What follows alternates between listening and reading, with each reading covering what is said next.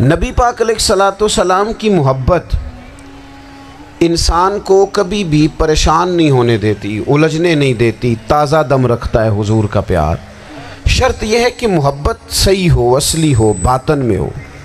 یہ آپ کے ذہن کے اندر کبھی بھی کسی بدبو کو نہیں آنے دے گی، طبیعت کو تازہ دم رکھے گی، سکون میں رہیں گے۔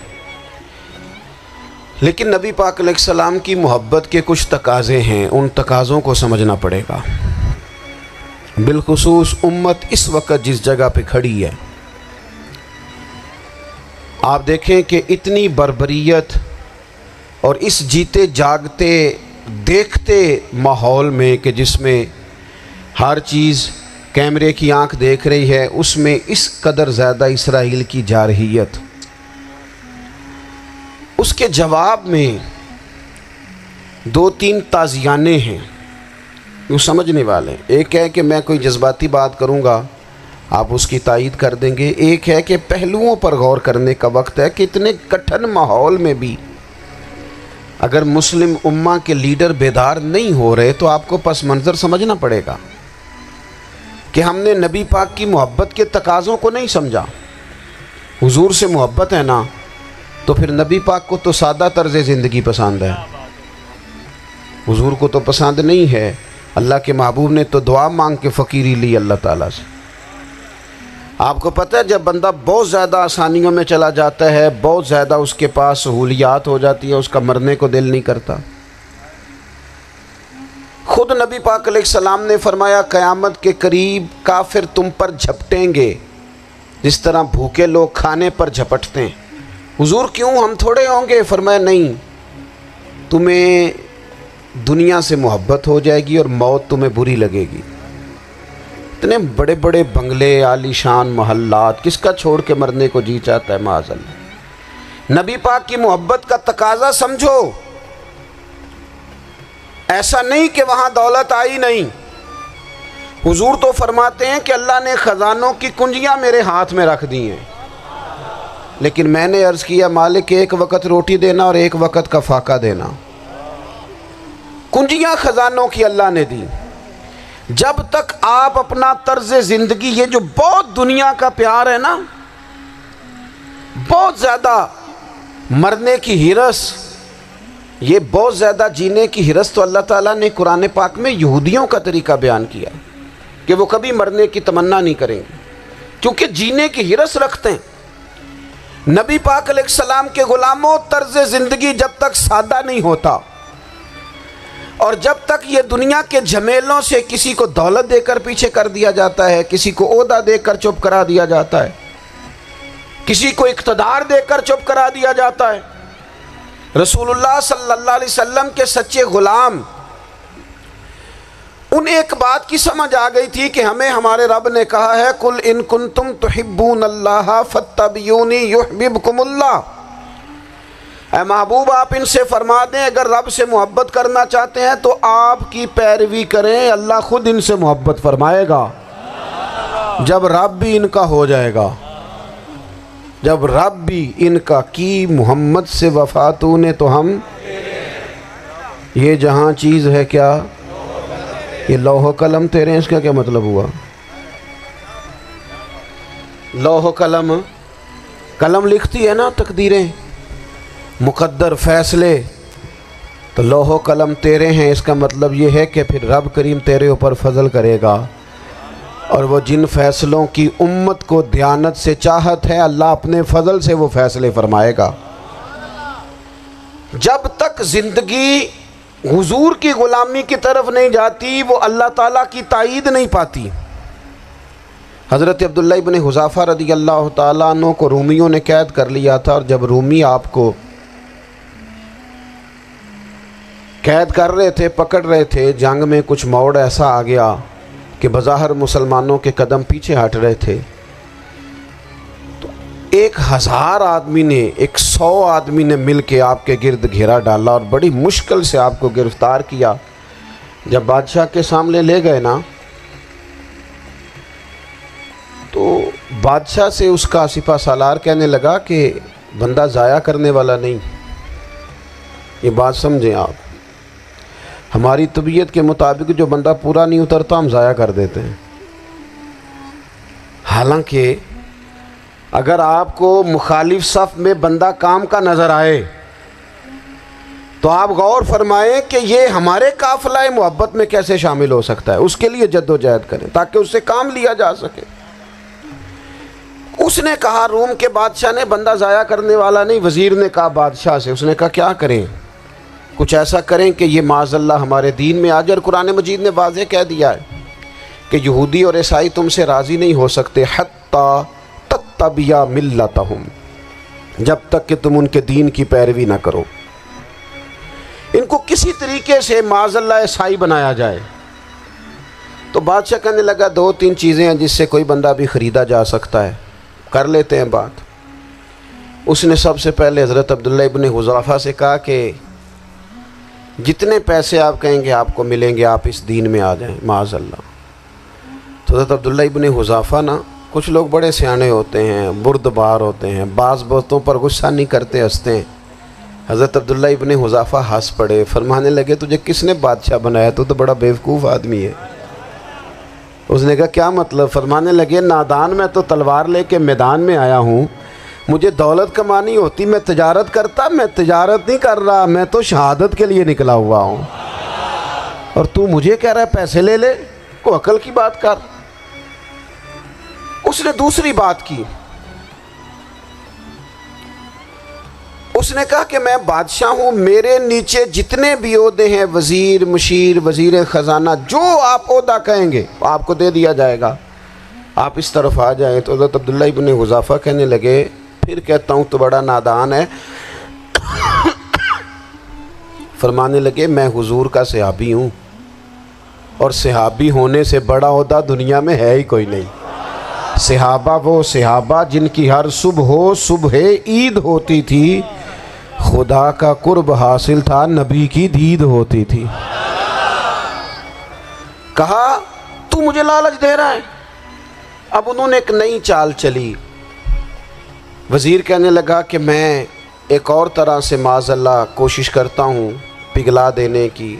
آپ اندر کمرے میں قید تھے تو وہاں ایک خاتون کو بنا سنوار کر بھیج دیا گیا۔ دوستو یاد رکھنا، تگڑا اور مضبوط جوان پتہ کون ہوتا ہے؟ جس کی نظریں پوری طرح اس کے کنٹرول میں ہوں۔ یہ علامت جوانی ہے۔ جس آدمی کا پوری طرح، 2 لوگ دنیا میں کبھی کوئی کارنامہ سر انجام نہیں دے سکتے، ایک جو حرام کھاتا ہو، ایک جس کی نظر ناپاک ہو۔ محمد بن قاسم جب یہاں آئے تھے نا تو ایک دن بڑے پریشان تھے، تو ایک بزرگ کہنے لگے آپ کیوں پریشان ہیں؟ کہنے لگے راجہ دہر سے مقابلہ ہے، اور ہماری فوج تو سندھ کے رستے بھی نہیں جانتی، زبان بھی نہیں جانتی، لڑیں گے کیسے؟ 2-4 دن کے بعد ان بزرگوں کی دوبارہ محمد بن قاسم سے ملاقات ہوئی تو بڑے خوش تھے۔ کہا اب آپ کیوں خوش ہیں؟ کہنے لگے وہ میرا مقابلہ نہیں کر سکتا، میں نے تحقیق کر لی ہے۔ کہا کیوں؟ کہنے لگے نظر کا گندہ ہے، اور جو نظر کے گندے ہوتے ہیں وہ میدانوں میں ٹھہرا نہیں کرتے۔ میدان کے لیے نکلنے کے لیے پاک جوانی کی ضرورت ہوتی، تطہیر مزاج ہونا ضروری ہوتا ہے، پاکیزہ افکار اور سچی اور سچی ستھری سوچوں کا ہونا ضروری ہوتا ہے۔ اس لیے فرمایا کہ میرا مقابلہ نہیں کر سکتا۔ حضرت عبداللہ ابن حذافہ کمرے میں تھے تو وزیر کی بیٹی اندر سجی سنوری پہنچ گئی۔ جیسے ہی آپ نے اس کفر کی چال کو دیکھا تو تیمم کر کے نفل شروع کیے۔ وہ ساری رات بیٹھی رہی، رب کا بندہ ساری رات عبادت کرتا رہا۔ عبادت بڑا سہارا ہے، مصلی بڑا سہارا ہے اللہ کے بندوں۔ صبح دروازہ کھولا، وزیر نے اپنی بچی سے پوچھنا چاہتا تھا رزلٹ کیا نکلا، تو وہ کہنے لگی پیچھے ہٹ جا، اب تیرا میرا تعلق کوئی نہیں، میں نے نبی پاک کا کلمہ پڑھ لیا۔ اس نے کہا میں نے بھی زمانہ دیکھا ہے، پر یہ کیا لوگ ہیں، کستوری کے بنے ہوئے، سندل سے دھلے ہوئے، کہ میں ساری رات کمرے میں رہی اور 100 اور 1000 آدمی جس جوان کا مقابلہ نہ کر سکے، اتنا طاقتور جوان کمرے میں رہا اور اسے نظر اٹھا کے نہ دیکھا۔ او کچا رنگ للاری والا جڑا چڑھدا تے لیندا رہندا ہے، اے عشق تیرے دا رنگ محمد چڑھیا پھر نہیں لیندا۔ سبحان اللہ۔ میں کہا ایک دفعہ نظر اٹھا کے نہیں دیکھا؟ کمال ہو گئی، اتنے بڑے لوگ، اتنی بڑی سعادت مندی، فیروز بختی، معاملہ فہمی حد ہو گئی۔ اللہ اکبر۔ دوستو بادشاہ جب پوری طرح ہار گیا نا، اس نے کہا مار دو۔ تیل گرم کیا ایک کڑاہی میں، اور جب آپ کو اس میں ڈالنے لگے تو آپ کی آنکھوں میں آنسو آ گئے۔ بادشاہ کا خیال ہوا شاید نرم ہو گئے ہیں، کہنے لگا روئے کیوں؟ فرمانے لگے سوچتا ہوں جان ہی ایک ہے، کتنا مزہ ہے اس کی راہ میں جان دینے کا، کتنی لذت ہے اس کے نام پر مرنے میں، کتنا لطف ہے۔ جے تو چڑھیا اتے دار بھی نہیں تے جے تو وکیا عشق بازار بھی نہیں، تے ایڈا سستا سودا پیار بھی نہیں، تے ایڈا سستا لبدا یار بھی نہیں۔ کئی جنگل گانے پیندے نی، کئی دوزخ لنگنے پیندے نی، جے وہ اس ملوں بھی مل جاوے ایدوں سستا ہور بپار بھی نہیں۔ تے کچھ سمجھ نہ آوے لوکاں نوں وہ کادے نال شہید کرے، ڈٹھی یار دے ہاتھ تلوار بھی نہیں، پر او دا خالی جاندہ وار بھی نہیں۔ کہنے لگے ایک جان ہے نا، تو دل کرتا ہے ہزاروں ہوتی تو ایک ایک کر کے محبوب کے نام پہ قربان کرتا، جب میرے پاس ہے ہی ایک، کروں کیا؟ حضرت عبداللہ ابن حذافہ رضی اللہ تعالیٰ عنہ جب روئے اور بادشاہ نے یہ بات سنی تو بادشاہ اٹھ کے کھڑا ہو گیا، سارے وزیروں مشیروں کو کہنے لگا تم نے کہا تھا نا بندہ ضائع کرنے والا نہیں، یہ بھی ضائع کرنے والا نہیں۔ کہنے لگا میرا ماتھا چومو، تم جیسے لوگوں کو قتل نہیں کرنا چاہیے، آزاد کرنا چاہیے۔ عزیز اپنی زندگی سے نا یہ بہت زیادہ ہرس، ہوس، طمع، اور یہ کسی بات کی بھی ہو، ہرس صرف پیسوں کی نہیں ہوتی ہے، شہرت کی بھی ہوتی ہے، یہ بیماری انسان کو اقتدار کی بھی ہوتی ہے، تعریف کی بھی بیماری ہوتی ہے، یہ سارے نقص ہوتے ہیں لوگوں کو، اور معاذ اللہ بعض جبوں کبوں کے اندر بھی ہوتے ہیں، وہاں بھی پنپتے ہیں۔ اپنی زندگی جب تک اس سادگی میں نہیں لاؤ گے جو رسول پاک نے عطا فرمائی ہے، جب لوگ آسانیوں میں پوری طرح الجھ گئے تو پھر وہ دور ہوئے اور کفر چڑھ گیا۔ دوسری بات، اللہ کے محبوب صلی اللہ تعالیٰ علیہ وسلم کی محبت ہم سے تقاضا کرتی ہے کہ ہم اس مشن کے لیے کام کریں جس مشن کے لیے رسول پاک نے کام فرمایا ہے۔ ہم سارے کام بڑی مضبوطی سے، سوچ سمجھ کے، تدبر سے، حکمت سے، تقاضوں کو مد نظر رکھتے ہوئے کرتے ہیں سارے کام۔ دین کے کام میں ہمارا مزاج نہیں ہوتا، او ہو جائے گا جی، آپ بسم اللہ پڑھیں جی، شروع کریں جی۔ آپ تقاضوں کو سمجھیں، چیزوں کو دبائیں نہیں، چیزوں پر غور کریں۔ کسی کے ذہن کی سطح پر سوال ابھرتا ہے، اس کا تسلی بخش جواب دیں۔ اپنی زندگی میں دین کے کام کے لیے اپنے آپ کو وقف کریں، اور دین کے کام کے بہت سارے پہلو ہیں۔ ہزاروں لوگوں کو قرآن پاک ٹھیک پڑھنا نہیں آتا، ہزارہا لوگ ہیں جو قرآن مجید کے مطالب سے آگاہ نہیں ہیں، دین کی بنیادی ضروریات سے لوگ نابلد ہیں۔ میں آپ کو کس طرح یہ بات سمجھاؤں کہ ہزاروں کی تعداد میں طلاقیں اس لیے ہوتی ہیں کہ مردوں کو طلاق کے مسئلے نہیں آتے، انہیں پتہ نہیں ہے کہ مجھے حقوق زوجین کے معاملے میں کیسے چلنا ہے۔ ڈھیر سارے گھروں میں تباہی اس لیے ہے کہ تربیت اولاد کا دینی منہج ہمیں نہیں پتہ۔ اپنا حصہ ملائیں دین کے کام میں۔ ایک آدمی کو اگر تو نمازی کرنے میں کامیاب ہو گیا، تیری زندگی بدل گئی۔ وہ دین بیزار لوگ جو ہمارے بیچ بیٹھ کے ہماری نوجوان نسل کو پگڑی اور داڑھی کا نام لے کے بنیادی طور پر دین سے دور کرتے ہیں، ایسے نوجوانوں کو دین کا پیغام محبت دے کر دین کے قریب کرنا ہماری ڈیوٹیوں کا حصہ ہے۔ ہمیں ذمہ داری کا احساس کرنا پڑے گا، ہمیں یہ خاص قدم اٹھانا پڑے گا، توجہ دینی پڑے گی۔ مساجد، مدارس، میں آپ سے عرض کروں، اتنی ڈٹ کے مخالفت ہوتی ہے نا مدرسوں کی، اتنی ڈٹ کے۔ میں ادارہ چلاتا ہوں، اس کے چلانے میں جو مشکلات ہیں وہ تو ہم بتا نہیں سکتے آپ کو، اس لیے کہ میری قوم، میرا اس قوم سے تعلق ہے جو نعت خواں امیر کرنا چاہتی ہے، مدرسے نہیں. ہاں نقیب خطیب پیدا کرنا چاہتی ہے, شعر و شاعری کی زندگی کو پروان چڑھانا چاہتی ہے. فقط ہمارا ان لوگوں سے تعلق ہے جو لاکھوں کروڑوں روپیہ محافل پہ لگائیں گے, اور قاری صاحب بیچارے اگر مسجد کا کوئی ہونے والا کام کسی وقت بتا دیں گے تو وہ بڑی مشکل آ جائے گی ان کے لیے. یہ کیسے ہو سکتا ہے, آپ نے یہ ڈیوٹی بتا دی. مدارس اور جتنا اہم رول دین کو پھیلانے میں مدارس اسلامیہ کا ہے, اتنی زبردست. لوگوں کا خیال ہوتا ہے میری طرح کے لوگ شاید کام کرتے ہیں, ڈیوٹی کرتے ہیں. یہ 10-15 لوگ آپ کو نظر آتے ہیں جو آپ کو کہیں میڈیا پر یا ادھر ادھر ڈیوٹی کرتے. مخلص لوگ اپنی جگہ پہ وہ بھی بڑا ہی کام کر رہے ہیں, جو میڈیا پہ آ کے بھی اخلاص سے اور درد دل سے کو دین کی, ان کی بھی کسی بات کی حوصلہ شکنی نہیں. لیکن ہزارہا اساتذہ جو مدارس میں بیٹھ کے پڑھاتے ہیں, جنہوں نے وہ سارے لوگ تیار, آپ سمجھ نہیں سکتے کتنا بڑا کام.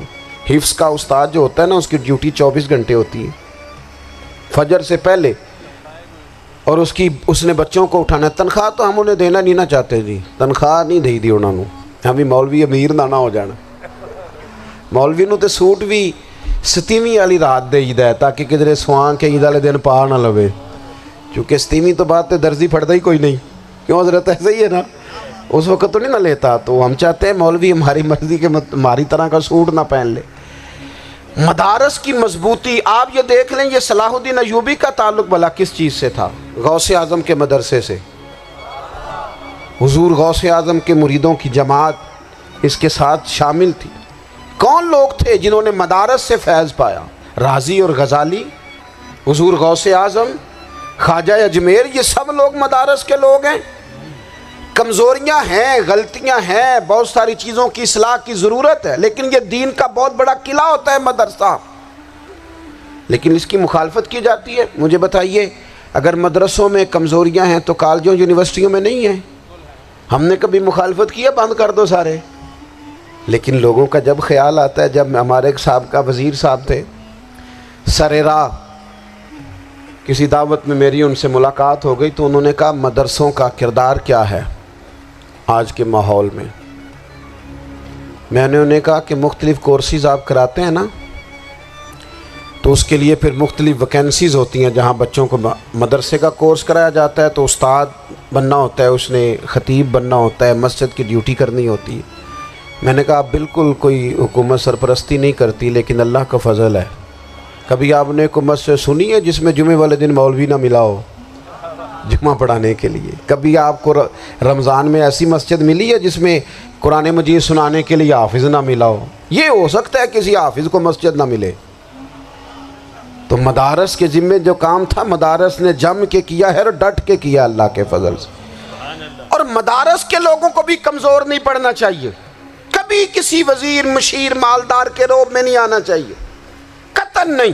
کیوں کہ یہ وہ عظیم لوگ ہیں رسول اللہ صلی اللہ علیہ وسلم کے دین کے غلام, کہ ابھی ایک لفظ نہیں پڑھا ہوتا الف با تا سا, پہلے دن گھر سے نکلتے ہیں تو حضور فرماتے ہیں اللہ کے فرشتے ان کے پیروں کے نیچے پر بچھا بھی دیتے ہیں. پہلے دن اتنا بڑا اعزاز ملتا ہے. تو حضور کی محبت کا تقاضا ہے دین کا کوئی کام کیا جائے. ایک خاتون مسجد نبوی شریف میں جھاڑو دیتی تھی پر کوئی کام تو کرتی تھی نا. اور کس مسجد میں؟ جہاں 70,000 فرشتے صبح آتے ہیں 70 شام آتے ہیں. اس مسجد میں وہ خاتون جھاڑو دیتی تھی. بخاری ہے, جب ان کا انتقال ہو گیا صحابہ نے سوچا کہ حضور کو تکلیف ہوگی, بغیر بتائے جنازہ پڑھ دیا. حضور صبح تشریف لائے, تازی قبر دیکھی, اور محبوب وہ ہیں جو فرش پہ کھڑے ہو کے عرش کی خبریں دیتے ہیں. نبی پاک علیہ الصلوۃ والسلام نے فرمایا کہ مجھے اطلاع کیوں نہیں دی اس کے انتقال کی؟ یہ کرم دیکھو, کوئی ڈیوٹی تو کرتی تھی نا یار, پر خلوص سے, پر پیار سے, پر اللہ کو راضی کرنے کے لیے, پر درد دل سے. اور دین کی ڈیوٹیاں کرنے والے دوستو سنو, حضور صبح آئے, قبر کو دیکھ کر فرمایا مجھے کیوں نہیں بتایا؟ یا رسول اللہ آپ کو تکلیف دینا مناسب نہ جانا. تو قبر پہ کھڑے ہو کے حضور نے فرمایا صف بناؤ میں دوبارہ جنازہ پڑھاؤں گا. صف بناؤ میں دوبارہ جنازہ پڑھاؤں گا. کوئی ڈیوٹی تو. تیسرا تقاضا حضور کی محبت کا سمجھو، میں بس بڑی جلدی بات سمیٹنے لگا ہوں۔ حضور کی امت سے پیار کرو، یہ نبی پاک کی محبت کا تقاضا ہے۔ حضور اس بندے سے بڑے راضی ہوتے ہیں جو حضور کی امت سے پیار کرتا ہے۔ آپ کو پتہ ہے حضرت جبریل امین علیہ السلام نے معراج کی رات حضور علیہ السلام سے عرض کی تھی کہ اللہ کی بارگاہ میں عرض کیجئے گا میری بھی ڈیوٹی لگ جائے آپ کی امت کے ساتھ محبت کرنے پر۔ تو یہ کیوں کہا تھا انہوں نے؟ علماء نے لکھا اس لیے کہا تھا کہ حضرت جبریل بھی جانتے ہیں کہ حضور کی امت سے محبت کی بات کی جائے نا تو نبی پاک راضی ہوتے ہیں۔ امت سے پیار کرو گے نا، امت سے ایک صرف بات کا خیال رکھنا، عقیدہ برا ہو تو بات دوسری ہے، ورنہ میرے محبوب کی امت کا ایک ایک شخص جو مدینے والے کا کلمہ پڑھتا ہے، جو حضور کا غلام ہے، اس کے بارے میں اپنے دل میں گنجائش رکھنا، پیار رکھنا، وارفتگی رکھنا۔ اور دوستو یہاں لوگ کس طرح گروہوں کو، جماعتوں کو سپورٹ کرتے ہیں۔ نبی پاک نے اس امت کی کثرت پر فخر بیان کیا اور حضور فرمانے لگے 120 صفیں جنتیوں کی ہوں گی، قیامت میں 80 صفیں صرف میری امت کی ہوں گی۔ سبحان اللہ۔ میں کثرت امت پر فخر کروں گا۔ ان لوگوں سے پیار کرنا ہے، ان کے دکھ درد کو سمجھنا ہے۔ پتہ ہے آج کیا ہوتا ہے؟ آج ہمیں نا مختلف چھوٹے چھوٹے ملکوں میں بانٹ دیا گیا، تو ہم کسی دوسرے مسلمان بھائی کا درد نہیں محسوس کرتے، ہم گھروں میں نہیں محسوس کرتے۔ پڑوسی پر ظلم ہو رہا ہو تو ہم کہنے پتر ساڈا نہیں مسئلہ، یہ دا مسئلہ ہے، تینوں کی لگے۔ حالانکہ پڑوسی کی آگ اس لیے بھی کسی وقت بجھا دینی چاہیے کہ پڑوسی کی نہ بجھائی جائے تو اپنا گھر بھی زاد میں آ جاتا۔ آج امت مسلمہ سے ہمیں بس لگا دیا گیا اپنے حصے کی روٹی کماؤ، اپنے حصے کی کوٹھی بناؤ، اپنے حصے کی گاڑی خریدو، اپنے حصے کا کام کرو۔ امت کا درد، امت کی بات، وحدت امت کا تصور، امت کا دوبارہ سے وہ شان ارسل رسولہ بالہدی ودین الحق لیظہرہ علی الدین کلہ، وہ تصور کب ہوگا؟ اس وقت ہوگا جب ہم بات امت کی کریں گے۔ نبی پاک علیہ السلام نے فرمایا مسلمان کی مثال ایک جسم کی طرح ہے، جسم کے ایک حصے کو تکلیف ہو تو سارا آزمائش میں آ جاتا ہے۔ مجھے بتاؤ یہ انگلی درد کرتی ہو، یہ انگلی جسم کا حصہ ہے نا، تو میرا خیال ہے دماغ یہ کہہ دے گا کہ انگلی کی درد ہے نا مینوں کی لگے، دل کہہ دے گا کوئی نہیں ٹینشن لینے، انگلی کا مسئلہ ہے نا۔ ایسا نہیں ہوتا، بلکہ جب انگلی میں درد ہوتی ہے تو دماغ منصوبہ بندی کرتا ہے کہ اس کا علاج کیسے ہو سکتا ہے، دل پریشان ہوتا ہے، پیر چل کے جاتے ہیں، ہاتھ وہ دوائی وصول کرتے، دانت اسے چبا کر، حلق اسے نگل کر، معدہ اسے ذخیرہ کر کے جسم میں پھیلاتا ہے، پھر جا کے انگلی شفا پذیر ہوتی ہے۔ ایک حصے کو درد ہو تو سارا حصہ کام پہ لگ جاتا ہے۔ اسرائیل اگر تکلیف دے رہا ہے فلسطینیوں کو تو ہونا چاہیے تھا نا بعض مسلمان حکمرانوں کو نیند نہ آتی، وہ درد دل محسوس کرتے۔ ہونا چاہیے تھا نا کہ بعض لوگ یہاں ہم کیا کرتے ہیں بھلا بیٹھ کے، اب تو مجھے بعض چیزوں سے کوفت بھی ہونے لگا، ہم دیتے ہیں بیان، مذمت۔ آپ کے بیان دینے سے کیا ہوگا؟ فلانے نے بھی بیان دے دیا، فلانے نے بھی کلپ دے دیا، یہ کیا کر رہے ہیں؟ یہ تو آپ زندہ رہنا چاہتے ہیں۔ وہ جس طرح آج کل ہمارے ہاں بہت ساری چونکہ جماعتیں ہیں تو کشمیر ڈے آتا ہے نا تو مل کے ریلی نہیں نکالی جا سکتی، سوال نہیں پیدا ہوتا، کیونکہ ہمیں جماعتوں کو زندہ رکھنا ہے۔ اس جماعت کی خبر الگ لگنی چاہیے، اس جماعت کی خبر الگ، تو ایسے کوئی انقلاب آئے گا؟ یاد رکھنا امت کو پوری کو ایک طاقتور آواز بننا پڑے گا، ہمیں تھوڑا تھوڑا اوپر اٹھ کے سوچنا پڑے گا۔ خدا را اللہ تعالیٰ مجھے معاف کرے اگر کوئی بات میں ستی کر رہا ہوں، دل کی گہرائی سے عرض کرتا ہوں اب تو بڑا سخت وقت آ گیا۔ اب چونکہ اب تو کیمرے کی آنکھ آئی ہے تو وہ زخمی بچے دیکھے نہیں جاتے، وہ تڑپتی مائیں دیکھی نہیں جاتی، وہ سسکتی اور آواز دیتی بیٹیاں سنی نہیں جاتی۔ وہ آوازیں ایسی ہیں جیسے وہ رات کے سناٹوں میں چیخیں بن کے لوگوں کو جگایا کریں گی۔ خدا را کچھ جرم ایسے ہوتے ہیں جن کی سزائیں بڑی سخت ہوتی ہیں، جن کی معافی بڑی مشکل سے ہوتی ہے۔ اپنے اندر جذبہ ایمانی پیدا کریں۔ اور میرے دوستو، بستر پر بھی تو لوگ ماری جایا کرتے ہیں نا۔ اپنی زندگی رسول اللہ صلی اللہ علیہ وسلم کے دین کے نام کرو۔ جذبہ جہاد، شوق شہادت اور عشق رسول، یہ عناصر ہیں جو امت مسلمہ کو پیروں پر کھڑا کریں گے۔ 2 منٹ کے لیے سوچو، امت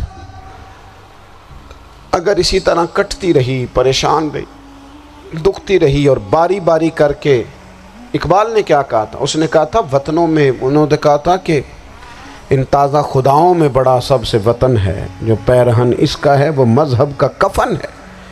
تو اقبال ہم کیا کریں؟ کہنے لگے بازو تیرا توحید کی قوت سے قوی ہے، اسلام تیرا دیس ہے، کیونکہ تو مصطفی ہے۔ تو بحیثیت مسلمان سوچنا شروع کر، بحیثیت مسلمان، اور یوں تو سید بھی ہو، مرزا بھی ہو، افغان بھی ہو، تم سبھی کچھ ہو، بتاؤ کہ مسلمان بھی ہو۔ تمہارے اندر کہیں سے کوئی مومن بھی بولتا ہے کہ نہیں؟ علاقائی تعصبات اور ملکی سرحدوں میں قید ہو جانے والوں، تم ایک نبی کی امت ہو۔ کیوں نہیں سمجھتے کہ جب کشمیر کی بیٹی روتی ہے تو مدینے والے محبوب پاک علیہ السلام کی امت کی بیٹی روتی ہے، جب فلسطین کی بیٹی روتی ہے تو امت کی بیٹیاں روتی ہیں۔ خدا را کچھ درد دل اپنی طبیعت میں پیدا کریں۔ میں حکمرانوں کی بات نہیں کرتا، میں تو عام لوگوں سے ایسے تبصرے سنتا ہوں جو نہیں کرنے چاہیے۔ وہ نہیں جی نہیں، دوسرا رخ بھی دیکھو، عام آدمی اٹھ کے، عام لوگ بھی یہ خطرناک سوچیں اور ان سے خوفناک نتائج برآمد ہوں گے۔ تو 3 باتیں میں نے آپ کی خدمت میں عرض کی ہیں۔ ایک تو کوشش کریں اپنی زندگی کے اندر کہ زندگی کو سادہ کریں، پیسہ ضرور کمائیں لیکن پیسے سے پیار نہ کرو، پیار تو مدینے والے رسول سے کرنا۔ دولتیں، ہرس، ہوس، طمع، ان سے باہر آؤ۔ اور دوسری گزارش آپ کی خدمت میں یہ عرض کی ہے، کچھ نہ کچھ دین کا کام، اور اس میں بھی شہرتوں سے بچتے ہوئے، تصویروں سے بچتے ہوئے۔ میں ہر محفل میں شاید کہتا ہوں میری فوٹو آ رہی ہے اور لائیو آ رہا ہے اور فلاں ہو رہا ہے، لیکن اس محفل کا خوبصورت انسان وہ ہے جو سب سے پیچھے بیٹھا ہے۔ وہ کسی فوٹو کے لیے نہیں آیا۔ اور میں ڈھیر سارے لوگ دیکھ رہا ہوں، یہ جو آگے بیٹھ جاتے ہیں بعض اوقات 5، 7، 10 لوگ، یہ بڑی تصویر سازی کرتے ہیں، لیکن جو پیچھے بیٹھے ہوتے ہیں، ان کی کوئی فوٹو نہیں آتی۔ اور میں نے بہت سارے لوگوں کو دیکھا ہے کبھی موبائل کو ہاتھ بھی نہیں لگاتے، لیکن جن کے لیے آئے ہیں انہیں تو پتہ ہے نا کون کون آیا ہے۔ اور کچھ دین کے لیے کریں۔ اور تیسری گزارش آپ کی خدمت میں یہ ہے کہ امت بن کر بھی ضرور سوچیں اور امت کے دکھوں کا مداوع بھی کریں، اور امت مسلمہ کا درد بھی اپنے سینے میں ضرور محسوس کریں۔ اللہ تعالی ہماری اس بزم کو جی ایک بات اور سن لیں جی۔ نبی پاک علیہ السلام نے ارشاد فرمایا، لائیں جی، حضور سید عالم علیہ السلام نے ارشاد فرمایا کہ جب تک بندہ اللہ کے بندوں کی مدد میں رہتا ہے نا، اللہ بھی اس کی مدد کرتا رہتا ہے۔ یعنی اگر آپ امت کے لیے سوچتے ہیں، کوئی امت کے لیے فکر پیدا کرتے ہیں، کچھ امت کی سوچیں لاتے ہیں، تو اللہ بھی مدد فرمائے گا۔ اور یہ بات اچھی طرح یاد رکھیں، جب بھی بندہ کوئی ایسا کام کرتا ہے نا جو خالص اللہ کی رضا کے لیے ہو، تو رب کی مدد ضرور آتی ہے۔ وَلَقَدْ نَصَرَكُمُ اللَّهُ بِبَدْرٍ وَأَنْتُمْ أَذِلَّةٌ۔ تو یہ کام کریں گے تو اللہ کی مدد بھی آئے گی۔ محمد بن قاسم جب یہاں آئے تھے نا، تو ایک دن بڑے پریشان تھے، تو ایک بزرگ کہنے لگے آپ کیوں پریشان ہیں؟ کہنے لگے راجہ دہر سے مقابلہ ہے اور ہماری فوج تو سندھ کے رستے بھی نہیں جانتی، زبان بھی نہیں جانتی، لڑیں گے کیسے؟ 2-4 دن کے بعد ان بزرگوں کی دوبارہ محمد بن قاسم سے ملاقات ہوئی تو بڑے خوش تھے۔ کہا اب آپ کیوں خوش ہیں؟ کہنے لگے وہ میرا مقابلہ نہیں کر سکتا، میں نے تحقیق کر لی ہے۔ کہا کیوں؟ کہنے لگے نظر کا گندہ ہے، اور جو نظر کے گندے ہوتے ہیں وہ میدانوں میں ٹھہرا نہیں کرتے۔ میدان کے لیے نکلنے کے لیے پاک جوانی کی ضرورت ہوتی، تطہیر مزاج ہونا ضروری ہوتا ہے، پاکیزہ افکار اور سچی اور سچی ستھری سوچوں کا ہونا ضروری ہوتا ہے۔ اس لیے فرمایا کہ میرا مقابلہ نہیں کر سکتا۔ حضرت عبداللہ ابن حذافہ کمرے میں تھے تو وزیر کی بیٹی اندر سجی سنوری پہنچ گئی۔ جیسے ہی آپ نے اس کفر کی چال کو دیکھا تو تیمم کر کے نفل شروع کیے۔ وہ ساری رات بیٹھی رہی، رب کا بندہ ساری رات عبادت کرتا رہا۔ عبادت بڑا سہارا ہے، مصلی بڑا سہارا ہے اللہ کے بندوں۔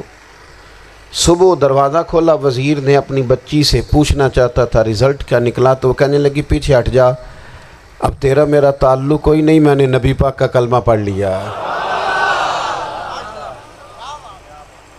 اس نے کہا میں نے بھی زمانہ دیکھا ہے، پر یہ کیا لوگ ہیں، کستوری کے بنے ہوئے، سندل سے دھلے ہوئے ہیں، کہ میں ساری رات کمرے میں رہی اور 100 اور 1000 آدمی جس جوان کا مقابلہ نہ کر سکے، اتنا طاقتور جوان کمرے میں رہا اور اسے نظر اٹھا کے نہ دیکھا۔ او کچا رنگے للاری والا جڑا چڑھ دا تے لیندا رہیندا ہے، اے عشق تیرے دا رنگ محمد چڑھیا پھر نہیں لیندا۔ سبحان اللہ۔ میں کہا ایک دفعہ نظر اٹھا کے نہیں دیکھا، کمال ہو گئی۔ اتنے بڑے لوگ، اتنی بڑی سعادت مندی، فیروز بختی، معاملہ فہمی، حد ہو گئی۔ اللہ اکبر۔ دوستو، بادشاہ جب پوری طرح ہار گیا نا، اس نے کہا مار دو۔ تیل گرم کیا ایک کڑاہی میں، اور جب آپ کو اس میں ڈالنے لگے تو آپ کی آنکھوں میں آنسو آ گئے۔ بادشاہ کا خیال ہوا شاید نرم ہو گئے ہیں، کہنے لگا روئے کیوں؟ فرمانے لگے سوچتا ہوں جان ہی ایک ہے، کتنا مزہ ہے اس کی راہ میں جان دینے کا، کتنی لذت ہے اس کے نام پر مرنے میں، کتنا لطف ہے۔ جے تو چڑھیا اتے دار بھی نہیں تے جے تو وکیا عشق بازار بھی نہیں، تے ایڈا سستا سودا پیار بھی نہیں، تے ایڈا سستا لبدا یار بھی نہیں۔ کئی جنگل گانے پیندے نہیں، کئی دوزخ لنگنے پیندے نہیں، جے وہ اس ملوں بھی مل جاوے ایدوں سستا ہور بپار بھی نہیں۔ تے کچھ سمجھ نہ آوے لوکاں نوں وہ کادے نال شہید کرے، ڈٹھی یار دے ہاتھ تلوار بھی نہیں، پر او دا خالی جاندہ وار بھی نہیں۔ وار بھی نہیں۔ کہنے لگے ایک جان ہے نا، تو دل کرتا ہے ہزاروں ہوتی تو ایک ایک کر کے محبوب کے نام پہ قربان کرتا، جب میرے پاس ہے ہی ایک، کروں کیا؟ حضرت عبداللہ ابن حذافہ رضی اللہ تعالیٰ عنہ جب روئے اور بادشاہ نے یہ بات سنی تو بادشاہ اٹھ کے کھڑا ہو گیا، سارے وزیروں مشیروں کو کہنے لگا تم نے کہا تھا نا بندہ ضائع کرنے والا نہیں، یہ بھی ضائع کرنے والا نہیں۔ کہنے لگا میرا ماتھا چومو، تم جیسے لوگوں کو قتل نہیں کرنا چاہیے، آزاد کرنا چاہیے۔ عزیز، اپنی زندگی سے نا یہ بہت زیادہ ہرس، ہوس، طمع، اور یہ کسی بات کی بھی ہو، ہرس صرف پیسوں کی نہیں ہوتی ہے، شہرت کی بھی ہوتی ہے،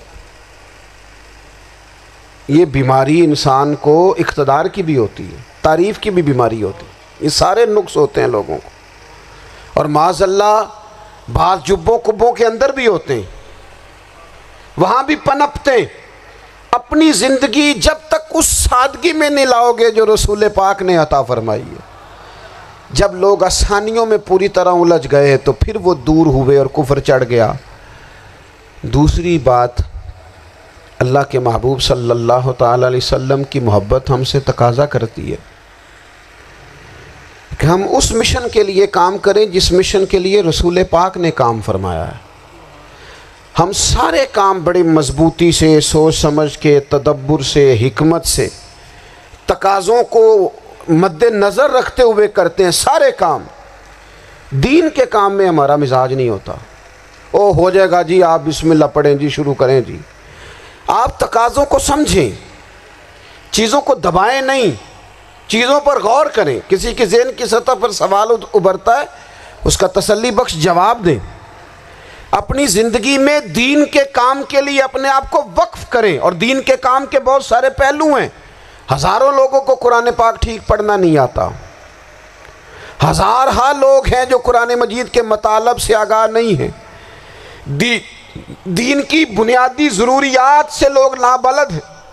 میں آپ کو کس طرح یہ بات سمجھاؤں کہ ہزاروں کی تعداد میں طلاقیں اس لیے ہوتی ہیں کہ مردوں کو طلاق کے مسئلے نہیں آتے، انہیں پتہ نہیں ہے کہ مجھے حقوق زوجین کے معاملے میں کیسے چلنا ہے۔ ڈھیر سارے گھروں میں تباہی اس لیے ہے کہ تربیت اولاد کا دینی منہج ہمیں نہیں پتہ۔ اپنا حصہ ملائیں دین کے کام میں۔ ایک آدمی کو اگر تو نمازی کرنے میں کامیاب ہو گیا، تیری زندگی بدل گئی۔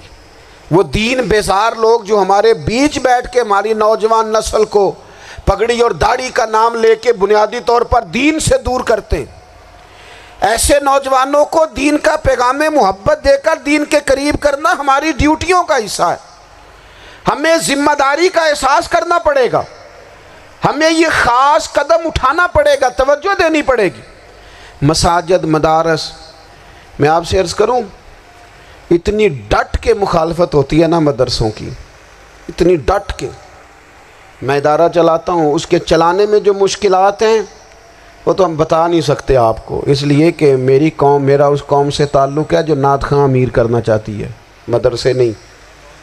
ہاں، نقیب خطیب پیدا کرنا چاہتی ہے، شعر و شاعری کی زندگی کو پروان چڑھانا چاہتی ہے۔ فقط ہمارا ان لوگوں سے تعلق ہے جو لاکھوں کروڑوں روپیہ محافل پہ لگائیں گے، اور قاری صاحب بیچارے اگر مسجد کا کوئی ہونے والا کام کسی وقت بتا دیں گے تو وہ بڑی مشکل آ جائے گی ان کے لیے۔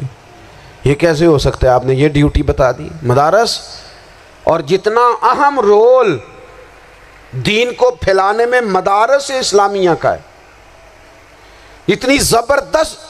لوگوں کا خیال ہوتا ہے میری طرح کے لوگ شاید کام کرتے ہیں، ڈیوٹی کرتے ہیں۔ یہ 10-15 لوگ آپ کو نظر آتے ہیں جو آپ کو کہیں میڈیا پر یا ادھر ادھر ڈیوٹی کرتے، مخلص لوگ اپنی جگہ پہ، وہ بھی بڑا ہی کام کر رہے ہیں، جو میڈیا پہ آ کے بھی اخلاص سے اور درد دل سے کو دین کی، ان کی بھی کسی بات کی حوصلہ شکنی نہیں۔ لیکن ہزارہا اساتذہ جو مدارس میں بیٹھ کے پڑھاتے ہیں، جنہوں نے وہ سارے لوگ تیار، آپ سمجھ نہیں سکتے کتنا بڑا کام۔ حفظ کا استاد جو ہوتا ہے نا، اس کی ڈیوٹی 24 گھنٹے ہوتی ہے، فجر سے پہلے، اور اس نے بچوں کو اٹھانا ہے۔ تنخواہ تو ہم انہیں دینا نہیں نہ چاہتے جی، تنخواہ نہیں دئی دی انہوں نے، ہمیں مولوی امیر نہ ہو جانا۔ مولوی نو تے سوٹ بھی 27ویں والی رات دے ہے تاکہ کدھر سوان کے عید والے دن پا نہ لوے، چونکہ 27ویں تو بعد تے درزی پھڑتا ہی کوئی نہیں، کیوں حضرت؟ ایسا ہی ہے نا، اس وقت تو نہیں نہ لیتا۔ تو ہم چاہتے ہیں مولوی ہماری مرضی کے ہماری طرح کا سوٹ نہ پہن لے۔ مدارس کی مضبوطی، آپ یہ دیکھ لیں، یہ صلاح الدین ایوبی کا تعلق بھلا کس چیز سے تھا؟ غوث اعظم کے مدرسے سے۔ حضور غوث اعظم کے مریدوں کی جماعت اس کے ساتھ شامل تھی۔ کون لوگ تھے جنہوں نے مدارس سے فیض پایا؟ رازی اور غزالی، حضور غوث اعظم، خواجہ اجمیر، یہ سب لوگ مدارس کے لوگ ہیں۔ کمزوریاں ہیں، غلطیاں ہیں، بہت ساری چیزوں کی اصلاح کی ضرورت ہے، لیکن یہ دین کا بہت بڑا قلعہ ہوتا ہے مدرسہ، لیکن اس کی مخالفت کی جاتی ہے۔ مجھے بتائیے، اگر مدرسوں میں کمزوریاں ہیں تو کالجوں یونیورسٹیوں میں نہیں ہیں؟ ہم نے کبھی مخالفت کی ہے بند کر دو سارے؟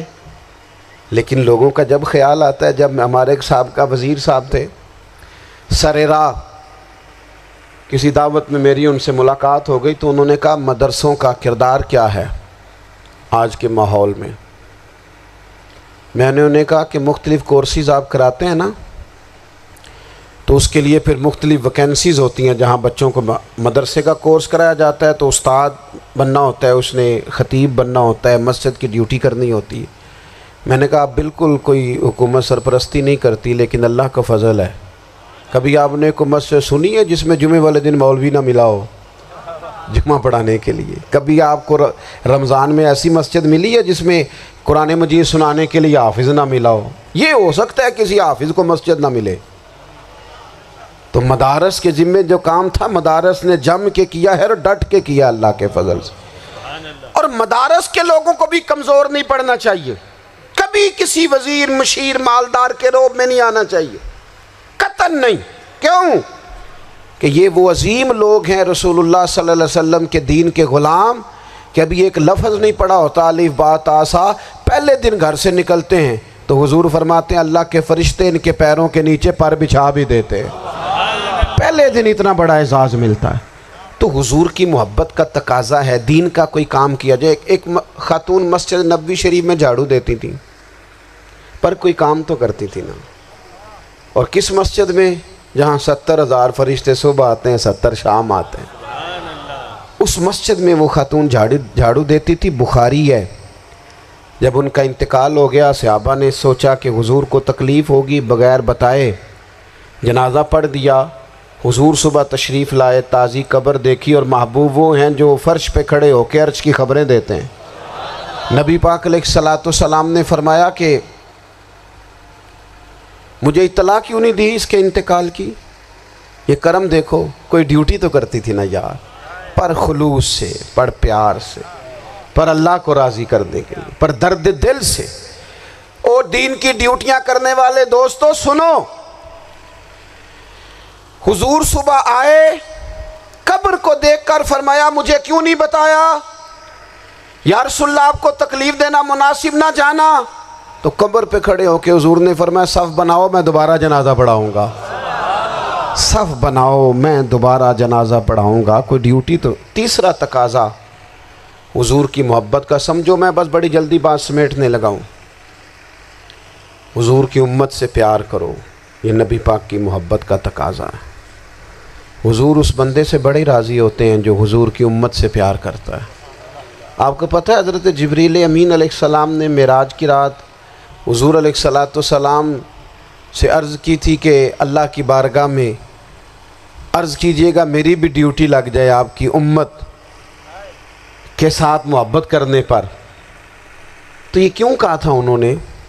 علماء نے لکھا اس لیے کہا تھا کہ حضرت جبریل بھی جانتے ہیں کہ حضور کی امت سے محبت کی بات کی جائے نا تو نبی پاک راضی ہوتے ہیں. امت سے پیار کرو گے نا، امت سے. ایک صرف بات کا خیال رکھنا، عقیدہ برا ہو تو بات دوسری ہے، ورنہ میرے محبوب کی امت کا ایک ایک شخص جو مدینے والے کا کلمہ پڑھتا ہے، جو حضور کا غلام ہے، اس کے بارے میں اپنے دل میں گنجائش رکھنا، پیار رکھنا، وارفتگی رکھنا. اور دوستو یہاں لوگ کس طرح گروہوں کو، جماعتوں کو سپورٹ کرتے ہیں.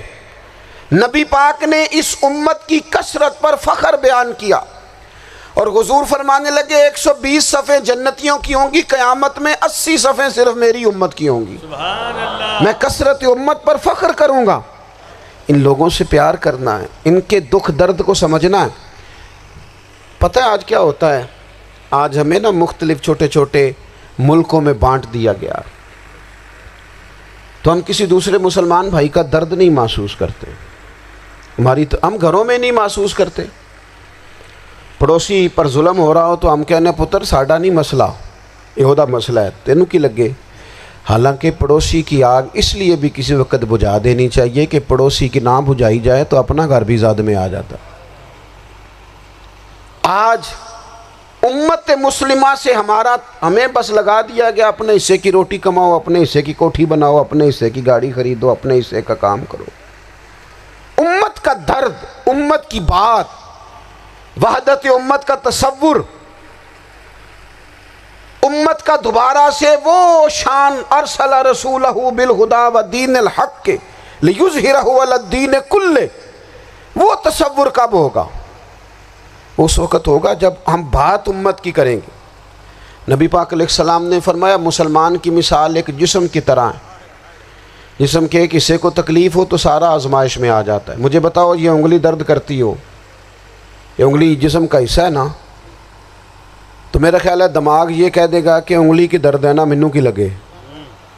دل کہہ دے گا کوئی نہیں ٹینشن لینے، انگلی کا مسئلہ ہے نا. ایسا نہیں ہوتا، بلکہ جب انگلی میں درد ہوتی ہے تو دماغ منصوبہ بندی کرتا ہے کہ اس کا علاج کیسے ہو سکتا ہے. دل پریشان ہوتا ہے، پیر چل کے جاتے، ہاتھ وہ دوائی وصول کرتے، دانت اسے چبا کر، حلق اسے نگل کر، معدہ اسے ذخیرہ کر کے جسم میں پھیلاتا ہے، پھر جا کے انگلی شفا پذیر ہوتی ہے. ایک حصے کو درد ہو تو سارا حصہ کام پہ لگ جاتا ہے. اسرائیل اگر تکلیف دے رہا ہے فلسطینیوں کو تو ہونا چاہیے تھا نا بعض مسلمان حکمرانوں کو نیند نہ آتی، وہ درد دل محسوس کرتے. ہونا چاہیے تھا نا کہ بعض لوگ یہاں ہم کیا کرتے ہیں بھلا بیٹھ کے. اب تو مجھے بعض چیزوں سے کوفت بھی ہونے لگا. ہم دیتے ہیں بیان، مذمت. آپ کے بیان دینے سے کیا ہوگا؟ فلانے نے بھی بیان دے دیا، فلانے نے بھی کلپ دے دیا، یہ کیا کر رہے ہیں؟ یہ تو آپ زندہ رہنا چاہتے ہیں۔ وہ جس طرح آج کل ہمارے ہاں بہت ساری چونکہ جماعتیں ہیں، تو کشمیر ڈے آتا ہے نا، تو مل کے ریلی نہیں نکالی جا سکتی، سوال نہیں پیدا ہوتا، کیونکہ ہمیں جماعتوں کو زندہ رکھنا ہے۔ اس جماعت کی خبر الگ لگنی چاہیے، اس جماعت کی خبر الگ، تو ایسے کوئی انقلاب آئے گا؟ یاد رکھنا، امت کو پوری کو ایک طاقتور آواز بننا پڑے گا۔ ہمیں تھوڑا تھوڑا اوپر اٹھ کے سوچنا پڑے گا۔ خدا را اللہ تعالیٰ مجھے معاف کرے اگر کوئی بات میں ستی کر رہا ہوں، دل کی گہرائی سے عرض کرتا ہوں، اب تو بڑا سخت وقت آ گیا۔ اب چونکہ اب تو کیمرے کی آنکھ آئی ہے تو وہ زخمی بچے دیکھے نہیں جاتے، وہ تڑپتی مائیں دیکھی نہیں جاتی، وہ سسکتی اور آواز دیتی بیٹیاں سنی نہیں جاتی۔ وہ آوازیں ایسی ہیں جیسے وہ رات کے سناٹوں میں چیخیں بن کے لوگوں کو جگایا کریں گی۔